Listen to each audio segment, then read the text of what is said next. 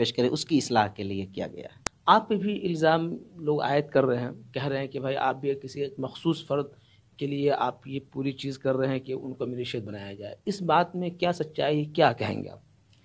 ظاہر ہے دیکھیے کہ اس میں کسی طرح کی دور دور تک بالکل صداقت نہیں ہے۔ سب سے پہلی بات یہ ہے کہ ظاہر ہے کہ ہر بار جب بھی